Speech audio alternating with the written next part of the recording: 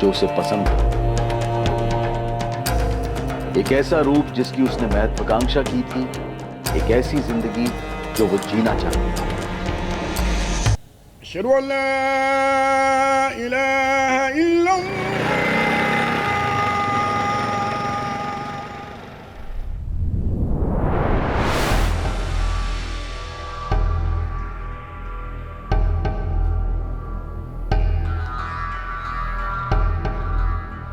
Bye mummy, bye पापा। Bye बेटा। अरे तू ब्रेकफास्ट में क्या खाएगा ये तो बताता जा। हाँ, 3 बॉइल्ड एग्स और 2 टोस्ट। Bye mummy.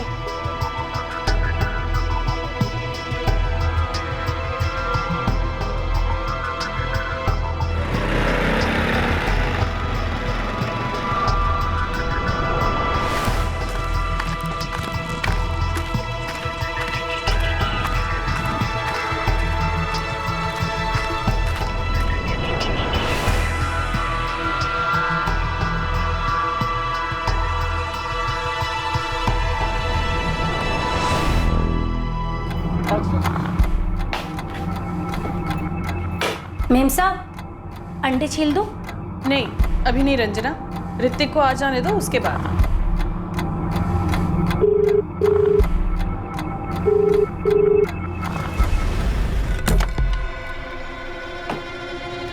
अरे भैया सुनो,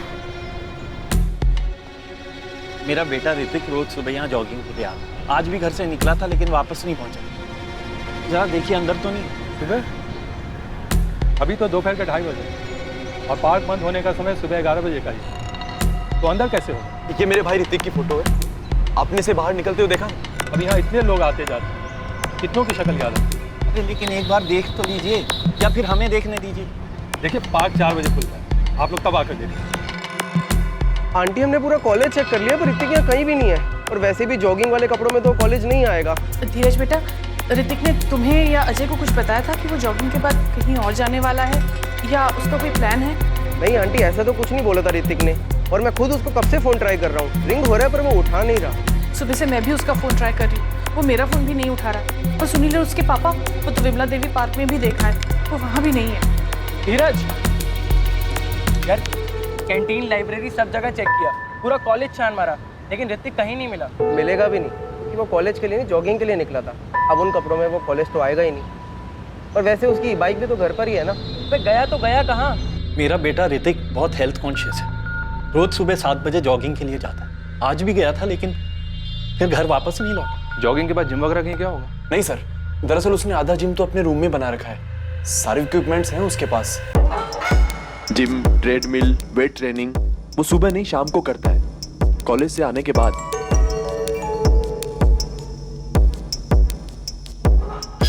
आप लोग हमें ऋतिक गुप्ता की फोटो दे दीजिए, और जैसा कि आपने कहा कि ऋतिक बालिग है, 22 साल का है, तो तहकीकात 24 घंटे के बाद ही शुरू हो सकती है।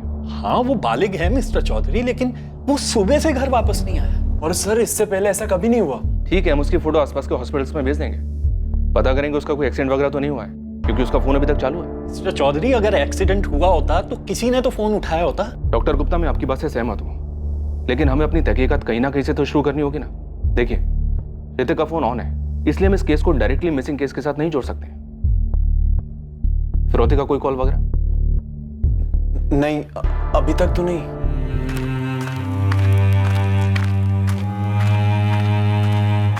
उस दिन सुबह ऋतिक गुप्ता किसी खास इरादे से कहीं जाने के लिए निकला था, और उस खास इरादे, मकसद के बारे में उसने किसी को नहीं बताया था।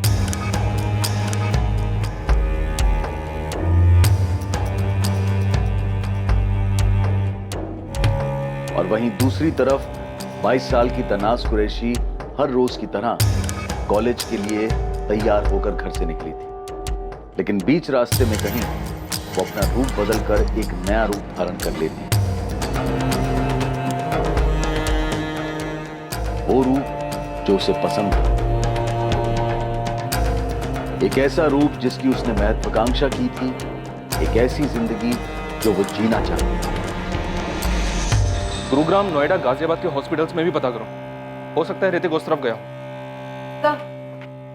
ऋतिक गुप्ता के फोन की लोकेशन ट्रैक हो गई है। फोन अभी भी ऑन है और साकेत एरिया में एक्टिव है। मैं अपनी टीम के साथ निकल रही हूँ। ठीक है, नहीं पता करो, देखो कहीं ये लड़का हमारे साथ आंख मिचौली का खेल तो नहीं खेल रहा है।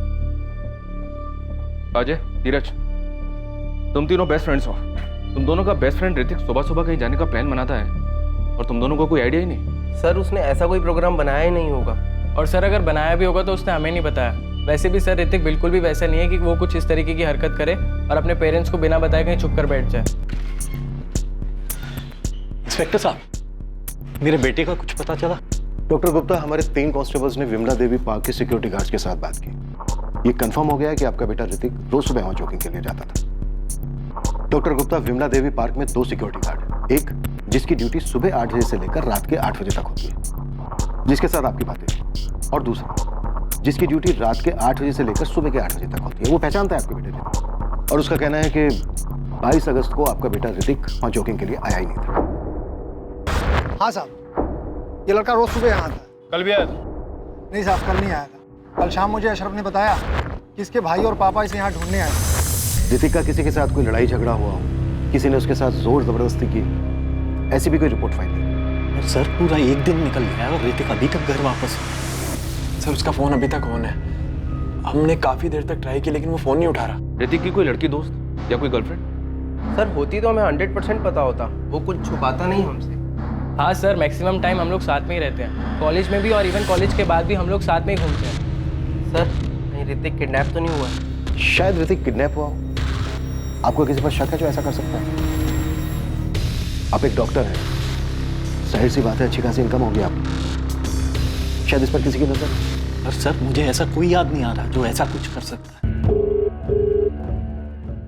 ऋतिक की मां अपने बेटे के लिए काफी परेशान थी और लगातार उसके फोन पर कॉल कर रही थी। दूसरी ओर फोन पर लगातार रिंग जा रही थी पर कोई जवाब नहीं दे रहा था। क्या लोकेशन दिखा रहा है अभी? और वहीं दूसरी तरफ ऋतिक के फोन की लोकेशन लगातार बदल रही थी। उसके फोन की लोकेशन दिल्ली के अलग अलग इलाकों पर दिखाई दे रही थी।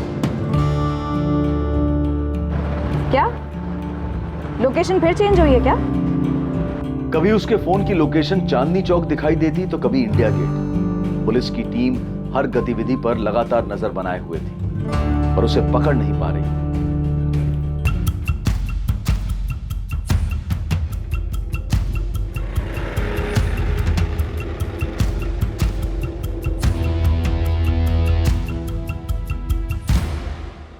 सर हमारे पास जितने भी नंबर्स हैं हम आपको दे चुके हैं। हम उन नंबर्स को टैप कर रहे हैं। पर इंस्पेक्टर, अगर ऋतिक को किसी ने किडनैप किया है तो अभी तक कोई फोन आया क्यों नहीं? निशा जी, इस बात को लेकर हम भी हैरान हैं कि अभी तक कॉल आया क्यों नहीं। हमने हमारे 3 कांस्टेबल सिविल ड्रेस में आपके घर के बाहर तैनात कर दिए, वो नजर रख रहे हैं। डॉक्टर गुप्ता, मैं फिर एक बार आपसे पूछ रहा हूँ, आपकी किसी के साथ कोई दुश्मनी, कोई झगड़ा हुआ हो किसी के साथ? नहीं इंस्पेक्टर साहब, ऐसा कोई भी नहीं है। सर अभी ऋतिक के फोन की लोकेशन क्या है? फोन ऑफ है अभी। लेकिन हैरानी की बात यह है कि पूरा दिन दिल्ली के अलग अलग एरिया में फोन ऑन रहता है और रात को किसी एक लोकेशन पे जाके फोन ऑफ हो जाता है। इंस्पेक्टर साहब, मुझे मेरा बेटा वापस चाहिए, बिल्कुल सही सलामत। उसके लिए मैं किसी को कुछ भी देने को तैयार हूं। डॉक्टर गुप्ता, पहले कोई मांगे तो सही। वैसे कौन हो सकता है ये मांगने वाला?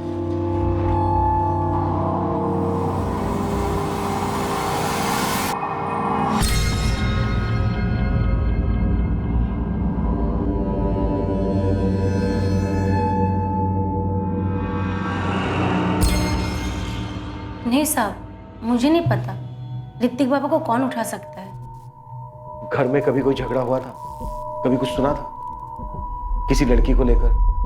माँ बाप भाई के बीच किसी तरह का कोई झगड़ा हुआ हो? नहीं साहब, कभी नहीं सुना। तेरा पति क्या काम करता है? दिहाड़ी मजदूर है मैडम। वो नई बिल्डिंग बन रही है ना, वही मजदूरी करता है।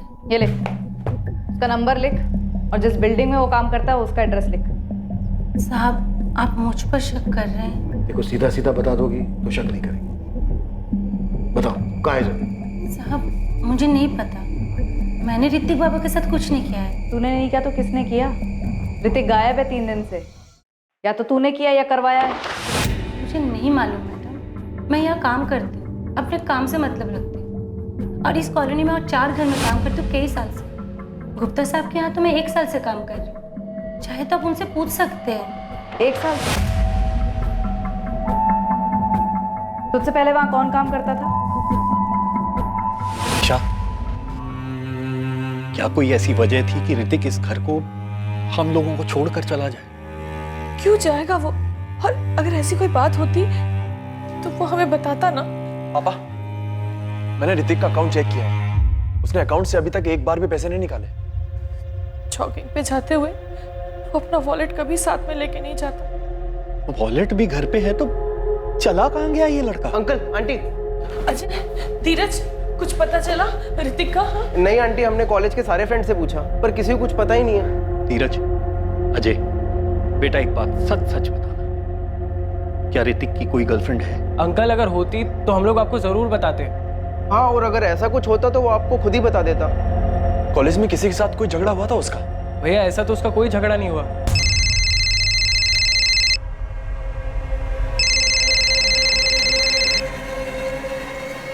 हेलो डॉक्टर गुप्ता, हमने आपकी कामवाली भाई रंजना से पूछताछ की। रंजना? रंजना ने कुछ किया है क्या?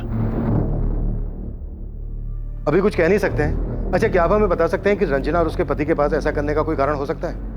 पता नहीं। और तबस्सुम कुरैशी? तबस्सुम? लेकिन तबस्सुम तो 1 साल पहले ही हमारे घर का काम छोड़ के जा चुकी है। डॉक्टर गुप्ता, हम हर एंगल टटोल रहे हैं। ये जो कोई भी है आपका करीबी है, आपको आपकी फैमिली को अच्छे से जानता है। निशा, तुम्हारा तबस्सुम से कभी कोई झगड़ा हुआ था क्या? नहीं तो तबस्सुम ने तो हमारे यहाँ 4 साल काम किया और काम छोड़े भी उसको 1 साल हो गया। और याद है, उसकी तबीयत खराब रहने लगी थी और उसकी बेटी तनाज वो कमाने लगी थी। तनाज के कहने पर ही उसने काम करना छोड़ा था। क्यों, क्या हो गया? पुलिस क्या पूछ रही थी? तबस्सुम ने कुछ किया क्या? जी, मैं ही हूँ तबस्सुम कुरैशी। आप 1 साल पहले आरके नगर वाले डॉक्टर गुप्ता के यहाँ काम करती थी? जी, मैंने उनके यहाँ करीब 4 साल काम किया है। पर आप ये क्यों पूछ रही हैं? काम क्यों छोड़ा? आपसे मतलब? सीधे सवाल का जवाब दो, काम क्यों छोड़ा? उम्र और लगातार काम करने की वजह से मेरी सेहत खराब रहने लगी थी। फिर मेरी बेटी ने काम करना शुरू कर दिया, तो पैसे की किल्लत भी कम हो गई थी और वो चाहती थी कि मैं काम छोड़ दूं और अपनी सेहत का ख्याल रखूं। तो उसके कहने पर मैंने काम छोड़ दिया। कोई और बात तो नहीं? हमारी कोई बात बुरी लग गई? पैसे कम पड़ रहे तो बोलो, मैं तनख्वाह बढ़ा। अरे नहीं नहीं मेम साहब, आप लोग तो बहुत अच्छे हैं, हमेशा अच्छा सलूक किया है मेरे साथ, ऐसा मत कहिए। फिर मैंने काम छोड़ दिया, तब से घर पर ही हूँ। मेरे शौहर गैराज में मैकेनिक का काम करते हैं और मेरी बेटी रिसेप्शनिस्ट का काम करती है। अब आप बताएंगी कि आप ये सब क्यों पूछ रही हैं? डॉक्टर गुप्ता का बेटा ऋतिक 3 दिन से लापता है। क्या? या अल्लाह, ऋतिक बाबा कहाँ गए? धीरज, अजय, देखो तुम्हें जो कुछ भी पता है मुझे बता दो, झूठ मत बोलना। तुम्हारी शक्लों पे साफ दिख रहा है कि तुम कुछ जानते हो। धीरज, मैं तुमसे पूछ रहा हूँ, क्या बात है? अजय बोल, क्या बात है? क्या छिपा रहे हो? सर, ये ऋतिक गुप्ता या तो किडनैप हुआ है या किसी के जाल में फंस गया या फिर ये सारा कुछ ऋतिक का किया था। कॉल रिकॉर्ड से मिला कुछ? एक नंबर मिला है, 444920 और ये नंबर फर्जी है? पूरी तरह से फर्जी। फरीदाबाद का एड्रेस है, किसी राजू वर्मा के नाम पे रेस्टोरेंट, पीपेट से मैं सर। और इस नंबर से ऋतिक के फोन पर पिछले 2 हफ्तों में, मतलब 8 अगस्त से लेकर 22 अगस्त तक की बात हुई है। और इस नंबर से ऋतिक के फोन पर लास्ट कॉल 22 अगस्त की सुबह 7:45 पर आया था। अरे कहाँ हो तुम? मैं पहुंच गया। ये जो फर्जी नंबर है राजू वर्मा के नाम पर, इसकी मोबाइल लोकेशन क्या है? सारे कॉल्स आरके नगर लोकेलिटी से किए गए। आरके नगर? कहीं तो डॉक्टर गुप्ता भी रहते हैं? जी हाँ सर।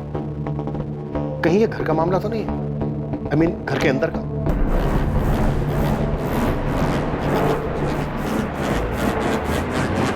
ये जॉगिंग पर जाने वाली बात झूठ। ऋतिक उस दिन घर से निकला ही ना हो। सर अगर ऐसा है भी तो ऐसा करने की वजह क्या हो सकती है? गाइस, मैं तुमसे दोबारा पूछूं, जो भी बात है मुझे साफ साफ बता दो। देखो, ऐसा लग रहा है ऋतिक किसी मुसीबत में है और तुम दोनों चुप रहकर उसकी मुसीबत और बढ़ा रहे हो। भैया तनाज, अभी कुछ देर पहले आंटी ने तबस्सुम का नाम लिया था और उसकी बेटी तनाज। हाँ, तनाज तबस्सुम आबा की बेटी है। तो भैया 1 साल पहले ऋतिक ने हमें एक लड़की से मिलवाया था, ये कहकर कि वो उसकी गर्लफ्रेंड है और उसका नाम भी तनाज ही था।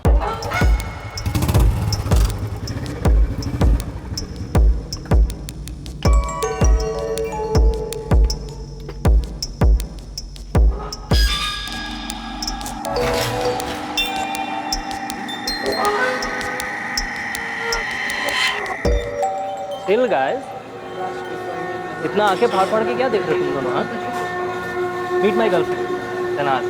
हाय। तन्नाज, तबस्सुम आपा की बेटी, हमारे घर में काम करने वाले की बेटी। पता नहीं भैया वो ही लड़की है या नहीं, पर जब हमने तनाज का नाम सुना तो हमें ये बात याद आई। धीरज और अजय ने ये पुलिस को बताया? शायद अभी तक नहीं बताया, लेकिन बताएंगे जरूर।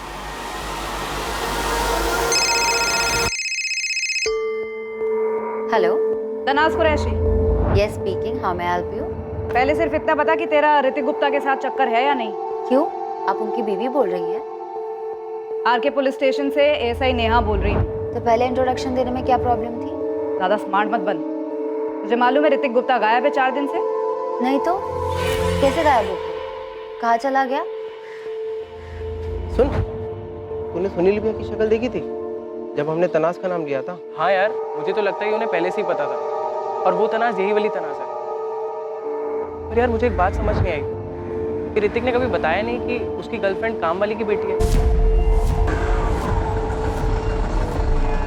अब आगे एक अजीबोगरीब प्रेम कहानी, लव अफेयर सबके सामने आने वाला था, और ऋतिक के गायब होने की जड़ इसी प्रेम कहानी में मिलने वाली थी। ऋतिक गायब हुआ है, मुझे तो अभी आपसे पता चला है। ओ, अच्छा। वैसे सवाल हमारा ये था कि तुम्हारे और ऋतिक के बीच चल क्या रहा था? और झूठ बोलने की कोई जरूरत नहीं है। अजय और धीरज ने तुम्हारा नाम लिया है, तुम्हारा फोटो भी पहचाना है, ये भी बताया कि ऋतिक ने तुम्हें अपनी गर्लफ्रेंड कहकर उनसे इंट्रोड्यूस कराया था। तो इसमें झूठ क्यों बोलूंगी? बिल्कुल सच कहा उन्होंने। कैसे फंसाया तुमने Hrithik? Mind your language inspector.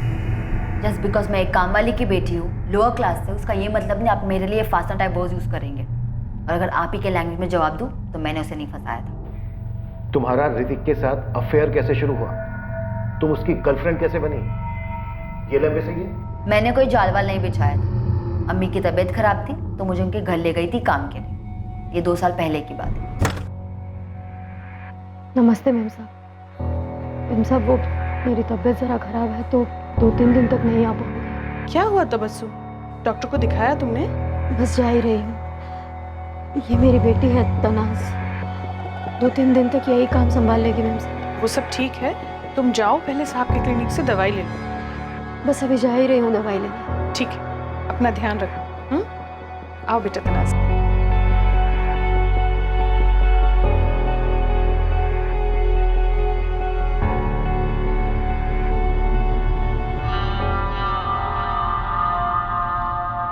क्या हुआ, कुछ चाहिए? जी वो झाड़ू लगानी थी, मैडम ने कहा था कि इस कमरे से शुरू कर। अच्छा, तुम्हें पहले कभी नहीं देखा? नहीं आई हो यहाँ पे? जी वो मेरी अम्मी यहाँ काम करती हैं। अच्छा एक काम करो, दूसरा कमरा कर लो, इसे बाद में कर लो। जी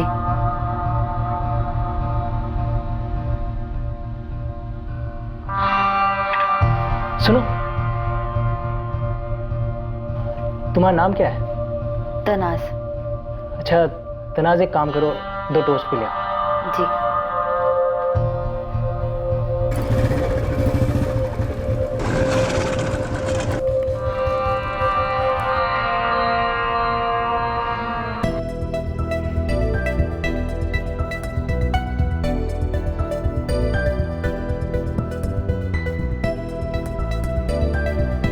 हे तनाज, तुम तनाज हो ना? जी। मतलब तुम वही तनाज हो जो मेरे घर पे काम करती है, तबस्सुम आपा की बेटी तनाज। अच्छा, कहाँ जा रही हो? कॉलेज। कॉलेज? जी मैं बीकॉम सेकेंड ईयर में हूँ। गुड यार, तो मैं तुम्हें कॉलेज तक छोड़ दूँ? Oh hi, by the way I am Hrithik. हाय।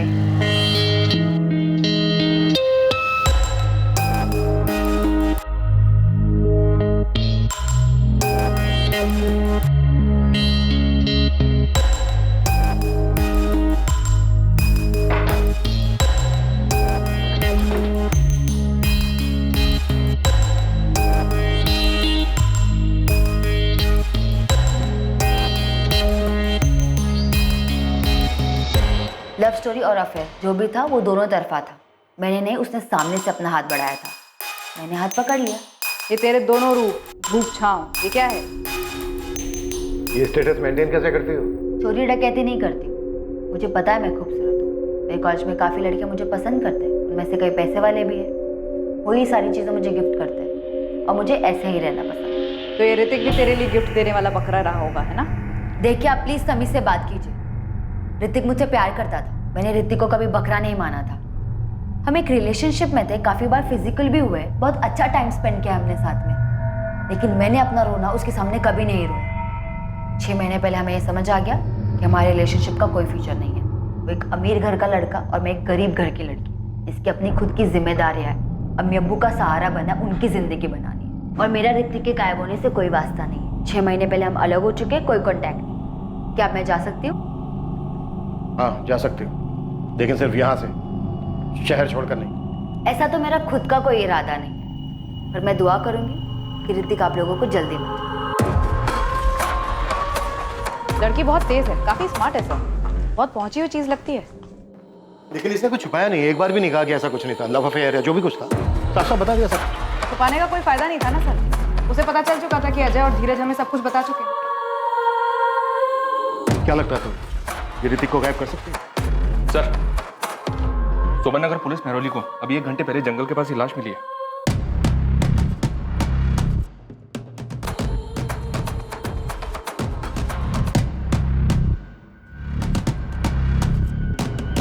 साहब, ये तो आर के नगर मिसिंग केस वाले लड़के की बॉडी, जिसकी फोटो आर के नगर पुलिस स्टेशन वालों ने भेजी थी। इसका नाम ऋतिक गुप्ता है। पापा, किसका फोन था पापा? पुलिस का? क्या कहा उन्होंने? ऋतिक की खबर मिली कुछ? पुलिस को ऋतिक की बॉडी मिली।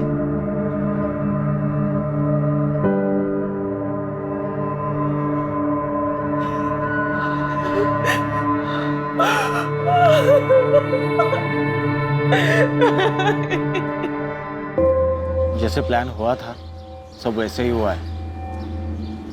पुलिस को उसकी लाश मिल गई, अब आगे बोलो क्या करना है। हाँ, मैंने वो ऋतिक का फोन तोड़ के फेंक दिया था। आप ये बोलो ना, पैसे का क्या हुआ? ये देखिए, जैसे किसी भारी चीज से मारा हो। मारने के बाद गला भी घोटा गया, ये कंफर्म करने के लिए कि कहीं जिंदा तो नहीं है। ऑर्डर बहुत ही चालाकी से किया गया है। लड़का 22 तारीख को गायब होता है, फिर गुमराह करने के लिए फोन 3 दिन तक इधर उधर घूमता है, और फिर डेड बॉडी मिलती है। सर, आपने एक बात नोटिस की, डेड बॉडी तब मिलती है जब तनाज का एंगल सामने आता है। तुम्हारे लिए इस केस में सबसे बड़ी सस्पेक्ट तनाज है। सस्पेक्ट करना तो एक बात है, लेकिन मुझे स्ट्रॉन्ग डाउट है इस लड़की पर। ऋतिक का यूं गायब होना, उसका मर्डर होना इस तनाज से जुड़ा हुआ जरूर है। दोनों के बीच में क्लास डिफरेंस देखिए, अजीब नहीं है? उससे भी अजीब बात तो ये है कि गुप्ता फैमिली की नाक के नीचे ये अफेयर चल रहा था, और उन्हें इस बात का पता ही नहीं था। नहीं, ये रॉड का घाव नहीं, ऐसा घाव रॉड से नहीं आता। रॉड नहीं है तो फिर और क्या है? ये कोई भारी चीज रही होगी, जो भारी के साथ साथ आगे से चपटी भी होगी।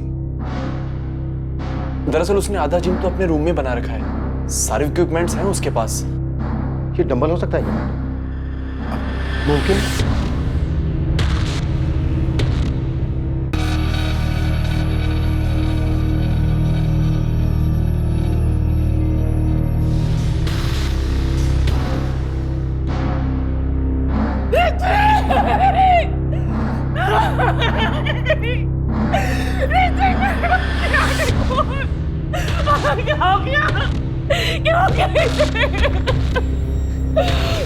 हमें जहां तलाश करना चाहिए था वहां हमने ढूंढा ही नहीं। ये सब कुछ डॉक्टर गुप्ता के घर में। तुम सही कहनी थी, ऋतिक का गायब होना, उसके बाद उसका मर्डर, ये सब ऋतिक और तनाज के रिश्ते से ही जुड़ा।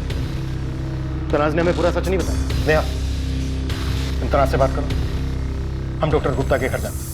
अम्मी अब्बू, आप लोग मुझे इस तरह से क्यों देख रहे हैं? मुझे पता है कि गुप्ता जी की बेटी की लाश मिली है, लेकिन मेरा यकीन मानिए, मेरा उससे कोई वास्ता नहीं, मैंने कुछ नहीं किया। आज तुमने ऐसा कैसे इतने अमीर घर के लड़के के साथ अपना रिश्ता बनाने का सोचा? अब्बू, रिश्ता मैंने नहीं, उसने बनाया था। मेरी गलती बस इतनी है कि मैंने मना नहीं किया। अरे तो क्यों नहीं रोका खुद को? अम्मी, ये सारी बातें मेरे जहन में उस वक्त नहीं आई थी। वो लोग होंगे सो होंगे, और वैसे भी अम्मी, ये सारी बातें तो 6 महीने पहले खत्म हो चुकी है। अब उसके गायब होने से, मर्डर से मेरा कोई वास्ता नहीं। खुदा के लिए आप लोग मुझ पर शक करना बंद कीजिए। मैं अपनी जिंदगी जी रही हूँ, अपना काम कर रही हूँ। आप इतने दिनों तक मेरे बेटे को ढूंढ नहीं पाए, उसका मर्डर हो गया और अब आप मुझे से कह रहे हैं कि आपको मेरे ही घर की तलाशी लेनी है। पूरी दुनिया को छोड़कर आपको बस हम ही पर शक है। हाँ तो तुम्ही ने कहा था ना कि ऋतिक जिम नहीं जाता था, घर में ही वर्कआउट करता था।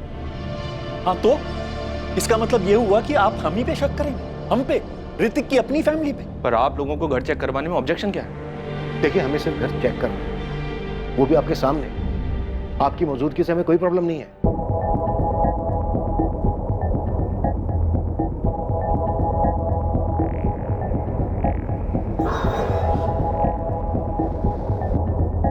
ऋतिक के सिर के पीछे जो घाव मिला है पोस्टमार्टम रिपोर्ट में, पुलिस का मानना है कि वो डंबल से मारा गया।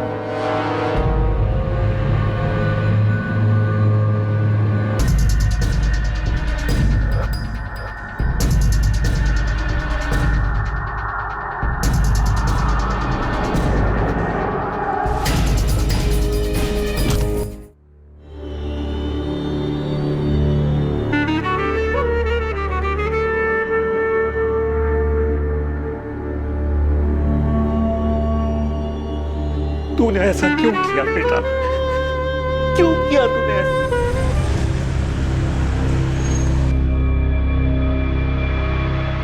क्या ऋतिक की हत्या के पीछे उसके अपने परिवार का हाथ था? और क्या इसकी वजह तनाज और ऋतिक का रिश्ता था? अब सिर्फ सच बताओ। सच में आपको पहले ही बता चुकी। ऋतिक और मेरा रिश्ता 6 महीने पहले खत्म हो चुका है। मेरी उसकी 6 महीने से कोई बातचीत नहीं है। अब अगर मेरे ब्रेक ऑफ के बाद वो मुझे लेके सीरियस हो गया था और अपने पेरेंट्स से अड़ गया था कि वो क्लास डिफरेंस में नहीं मानता, तो मुझे इस बात की कोई जानकारी नहीं है। लेकिन मुझे ये बात समझ में ही नहीं आ रही कि जब उसके और मेरे बीच सब खत्म हो चुका था तो अपने पेरेंट्स को क्यों बताएगा, और उसके पेरेंट्स गुस्से में ऐसा कोई कदम क्यों उठाएंगे? तो तुम्हारा कहना है उसकी फैमिली ने उसे नहीं मारा? मैं बस ये कहना चाहती हूँ, मुझे नहीं पता उसे किसने मारा और क्यों मारा। मेरा उसका एक रिश्ता था जिस रिश्ते की आप पूरी तरीके से बैंड बजा चुके हो। मुझे समझ नहीं आता। कभी कभी लगता है कि मैं खुद एक्सेप्ट कर लूं कि हाँ मैंने उसे मारा था। परेशान कर दिया आप लोग ने मुझे। एक लड़के का मर्डर हुआ है, यहाँ कोई मजाक नहीं चल रहा है। मजाक ना आप लोग कर रहे हैं। 4 दिन से वो गायब था, तब तो आप उसे ढूंढ नहीं पाए, और अभी सब नाटक करे कि उसे किसने मारा और क्यों मारा। मैं नहीं जानती उसे किसने मारा।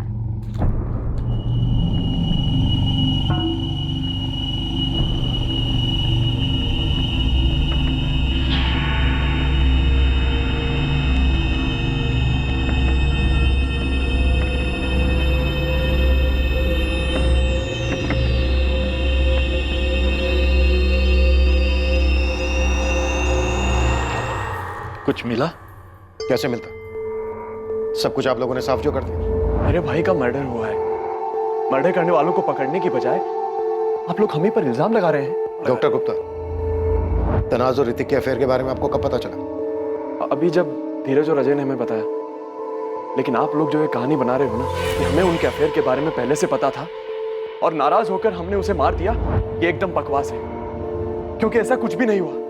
आप लोग प्लीज शांति से हमें हमारे बेटे का शोक मनाने दीजिए। हम लोग पहले ही बहुत दुखी हैं, जो आपको दिखाई नहीं दे रहा, क्योंकि आप लोग कुछ कर नहीं पाए और अब ये उल्टी सीधी कहानियां बना रहे।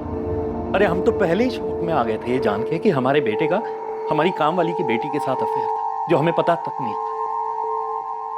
आप जल्दी से जल्दी बस हमारे बेटे की बॉडी हमें दे दीजिए। इसके अलावा ऋतिक के मर्डर का और क्या कारण हो सकता है? सर अगर कोई कारण है भी तो क्या और किसके पास? अगर किडनैपिंग के एंगल का सोचें तो 4 दिन तक फिरौती के लिए एक भी कॉल नहीं आया। ये ऋतिक के दोस्त धीरज और अजय? इनका पूरा कच्चा चिट्ठा निकलवाया सर, पर कुछ नहीं मिला। दरअसल ये तीनों स्कूल से ही साथ में हैं, तभी से दोस्त हैं। ऋतिक के कॉल रिकॉर्ड से हमें सिर्फ ये फर्जी नाम और एड्रेस वाला नंबर मिला है 44492032। इसके अलावा कुछ नहीं मिला। सिम कार्ड डीलर को बहुत तोड़ा सर, लेकिन राजू वर्मा के नाम के फर्जी पैन कार्ड के अलावा और कुछ नहीं मिला। उसे याद ही नहीं है कि उसने सिम कार्ड किसको बेचा था। और एक बात सर, नेहा ने तनाज से पूछताछ की और उसे तनाज के ऊपर काफी गहरा शक। हो सकता है तनाज ने अभी तक हमें सही कहानी ना बताई। तनाज अपने काम में बहुत अच्छी और मेहनती है। पर मैडम, ये सब सवाल आप पूछ क्यों रही हैं? और आप लोग बार बार तनाज को पुलिस स्टेशन क्यों बुलाते हैं? ऋतिक गुप्ता मर्डर केस के बारे में पढ़ा होगा आपने। उसी मर्डर केस के सिलसिले में उसे पूछताछ के लिए बुलाते हैं। लेकिन जब मैंने उससे पूछा तो उसने मुझे ऐसा तो कुछ बताया ही नहीं। तो मिस्टर ऋषिकांत, अभी आपका यही कहना है कि तनाज एक बहुत अच्छी लड़की है और हमें उस पर शक नहीं करना चाहिए? मैडम, अब तो आप उल्टा मुझे ही डरा रही हैं। पर जब मैंने उसका बायोडाटा देखा था तो उसमें मुझे ऐसा कुछ भी नहीं लगा। और उसे यहाँ पर 15 दिन हो गए ज्वाइन किए हुए। वो अपना काम बहुत अच्छे से कर रही है। उसे आपके यहाँ काम करते हुए सिर्फ 15 दिन हुए? जी मैडम। 31 जुलाई को उसने अपनी पहली नौकरी छोड़ी थी, फिर 7 अगस्त को उसने यहाँ पर हमारे ऑफिस में इंटरव्यू दिया और 12 को ज्वाइन कर ली। इससे पहले वो कहाँ काम करती थी? कोई जिम था। जिम? हाँ, AM जिम्नेजियम नाम का कोई जिम था। आप तनाज का बायोडाटा भिजवा सकते हैं? तनाज को बिना बताए। जी हाँ, भेज देता हूँ।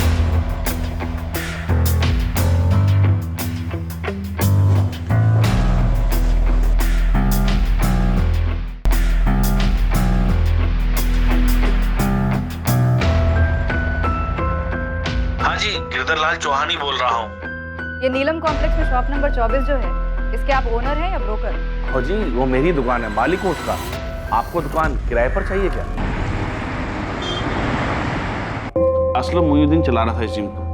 वही घर आकर चाबी दे गया और कह रहा था कि रेंट बहुत भारी पड़ रहा है, अब और नुकसान नहीं झेल पाएगा। हमें असलम मोइनुद्दीन का नंबर दो और हाँ, जिम की चाबी। मैं जिम चेक कर। सर, नंबर तो मैं आपको दे दूंगा, लेकिन जिम तो खाली पड़ा है। आप वहाँ क्या देखेंगे? ये ऋतिक गुप्ता है, उस जिम में आता था। ये तो वही लड़का है जिसकी कल अखबार में फोटो छपी थी। और ये इस लड़की से मिलने आता था जिम में।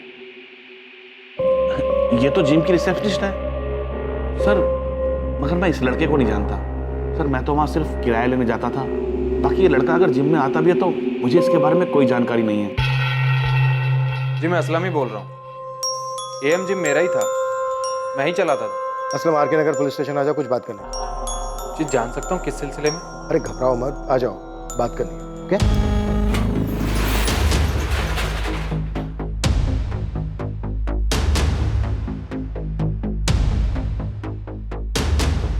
जितना मुझे याद है कि असलम ने सब सामान बेच दिया था। वैसे ये इतना बड़ा जिम है भी नहीं।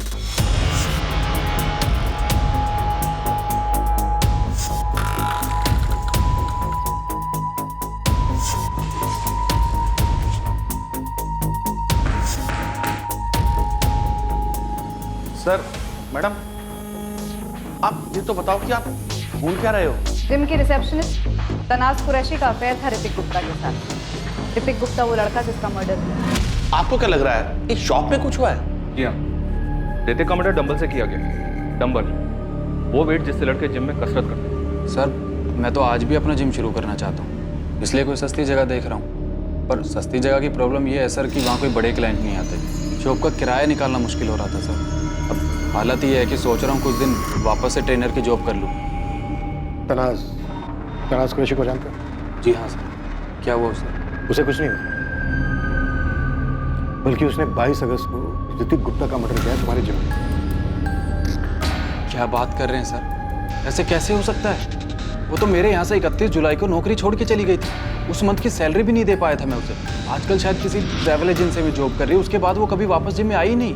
असलम, 25 अगस्त को तुमने जिम की चाबी दुकान के मालिक गिरधर को लौटाई थी। लौटानी पड़ी सर, क्योंकि जिम में कोई क्लाइंट बचे ही नहीं थे। मैंने सबको फ़ोन किया मेंबरशिप रिन्यू कराने के लिए, पर ज़्यादातर क्लाइंट बड़े और अच्छे जिम में मेंबरशिप ले चुके थे। मेरे पास जिम बंद करने के अलावा और कोई रास्ता बचा ही नहीं था। ठीक है, जा सकते हो।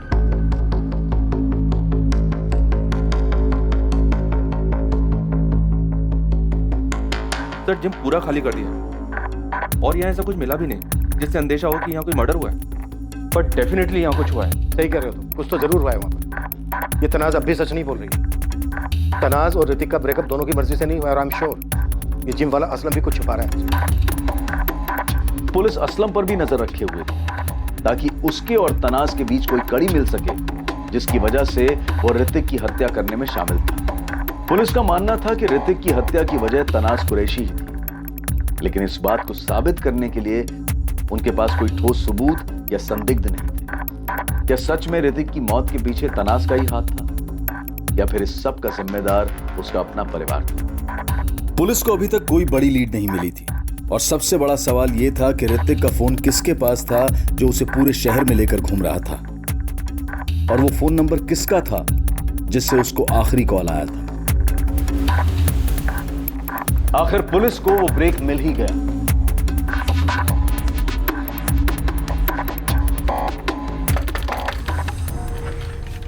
जी कहिए। इकबाल शेख? हाँ मैं ही हूँ। पुलिस, चलो कुछ बात करनी है तुमसे। बात करनी है? लेकिन मुझसे क्या बात करनी है? अरे चल, डर क्यों रहा है, आजा। अरे आप हो कौन और मुझे कहाँ ले जा रहे हो? अभी बताया ना, पुलिस। हाँ, पर आपको मुझसे क्या बात करनी है? तू डर क्यों रहा है? कोई मर्डर किया तूने? चल डर मत, थाने चल के बात करते हैं। साहब, क्या बात करनी थी? कुछ खास नहीं रहे, बस तेरे से जानना था कि तू असलम मोइनुद्दीन को जानता है क्या? ये अपना नीलम कॉम्प्लेक्स में एएम जिम्नेजियम नाम का जो जिम चलाता था। पूरी कुंडली बनाई है हमने तेरी। देख, 22 अगस्त को दिल्ली में तू कहां कहां गया, क्या क्या देखा, कौन सा पब्लिक टॉयलेट इस्तेमाल किया, सब कुछ जैसे प्लान हुआ था सब वैसे ही हुआ है। पुलिस को उसकी लाश मिल गई है, अब आगे बोलो क्या करना है। इकबाल, पहले ये बता तूने ऋतिक का फोन तोड़ के फेंका कि नहीं? मैंने वो ऋतिक का फोन तोड़ के फेंक दिया था। आप ये बोलो ना, पैसे का क्या हुआ? इकबाल, थोड़ी प्रॉब्लम हो गई, 2-4 दिन आराम से बैठ, मिल जाएंगे तुझे तेरे पैसे। यार असलम तो बोला था काम होते ही 50,000 मिलेंगे करके। साहब, मैंने मर्डर नहीं किया है साहब। मैं बस 24 की रात को वहां टेम्पो लेके गया था बॉडी को ठिकाने लगाने के लिए, और 22 अगस्त से उस ऋतिक का फोन लेके मैं दिल्ली में घुमाया। फरीदाबाद से एक राजू वर्मा के नाम पे फर्जी सिम कार्ड लेके मैंने असलम को दे दिया था साहब। और किसके कहने पे तूने ये सब किया?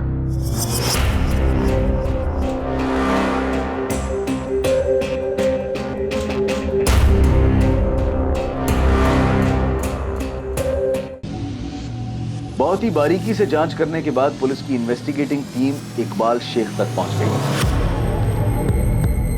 असलम के कॉल रिकॉर्ड से उन्हें इकबाल का नंबर मिला था जब इकबाल ने 25 अगस्त को असलम को उसके मोबाइल पर फोन किया था।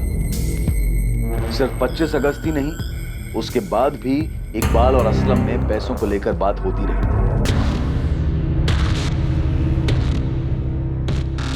और अब असलम मोइनुद्दीन इस पूरी प्लानिंग का खुलासा करने वाला था और बेहद चौंका देने वाला सच सामने आने वाला था।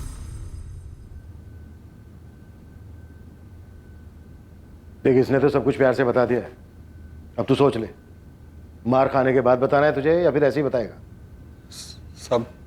सब गलती होगी। गलती नहीं, मर्डर हुआ है। चल बोल। सब प्लान मेरा नहीं, तनाज का था।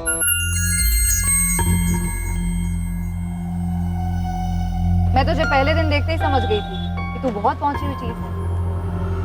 सही पहचाना था आपने। क्यों मारा ऋतिक को? इसलिए कि उसने चाय में से मक्खी की तरह निकाल कर फेंक दिया तुझे?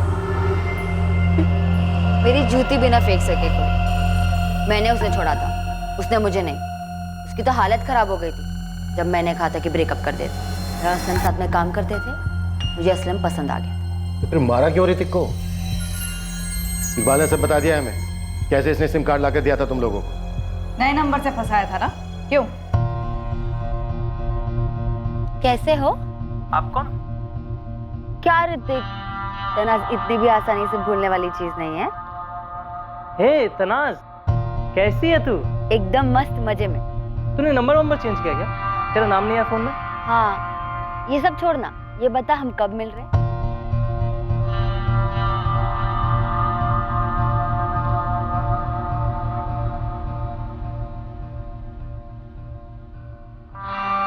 क्या यार तनाज, कहीं चलते हैं ना? कब तक ये रोज रोज वॉक पे जाते रहेंगे? हाँ यार, मैं भी यही सोच रही थी। तो फिर कल चले?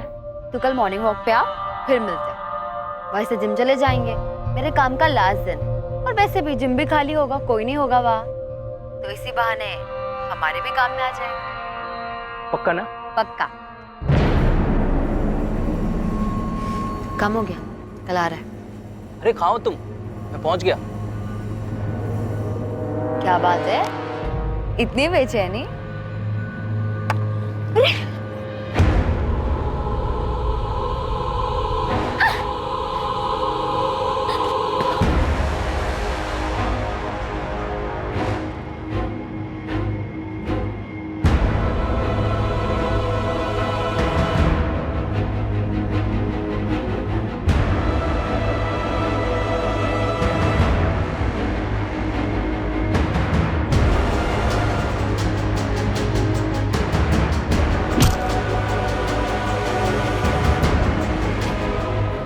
बचना नहीं चाहिए, गलत दबा दे। और फिर 24 तारीख को असलम ने इकबाल से टेम्पो मंगवाई और बॉडी को फिकवा दी।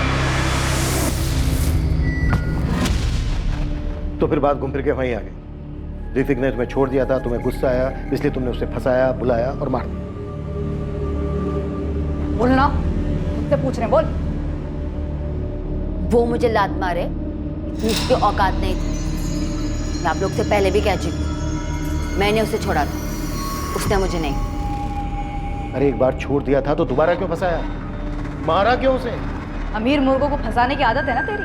अपने लिए नहीं मारा था, असलम के लिए मारा।